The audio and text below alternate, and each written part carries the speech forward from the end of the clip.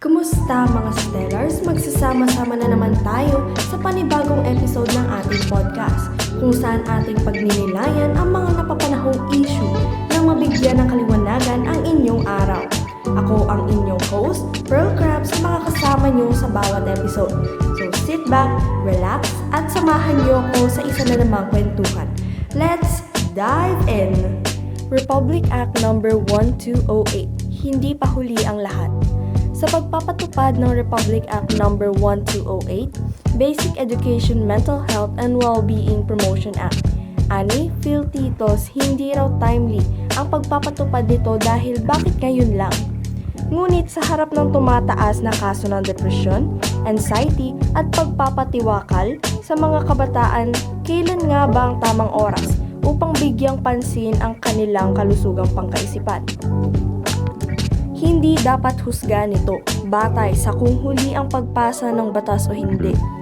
Ang mahalaga ay naipatupad ito ngayon. Mas mabuting may ginagawa tayo ngayon kaysa sa patuloy na pagwawalang bahala sa lumalalang issue ng mental health sa mga paaralan.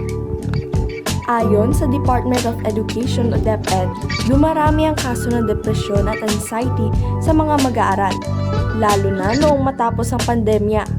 Nagpakita ng pagtaas sa bilang ng tawag sa crisis hotline mula sa mga kabataang may suicidal thoughts mula sa National Center for Mental Health. Sa kabila nito, maraming paaralan pa rin ang walang sapat na guidance counselors at mental health programs. Kaya naman, hindi ba't mas maganda na ngayon ito ipatupad?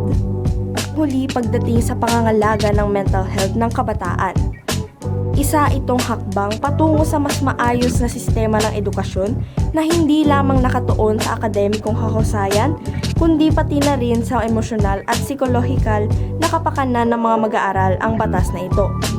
Sa halip na questionin kung bakit ngayon lang ito pinatupad, mas mahalagang pagtuunan ng pansin kung paano ito epektibong maipapatupad. Dapat tiyakin ng sapat na pondo para sa mental health programs sa paaralan.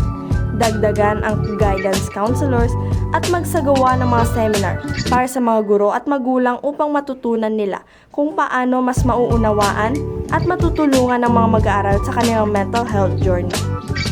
At dyan nagtatapos ang ating episode para sa araw na ito. Muli, ako si Tobio Kageyama na nagpapaalala sa inyo na liwanag ng katotohanan ang lagit-laging sundan.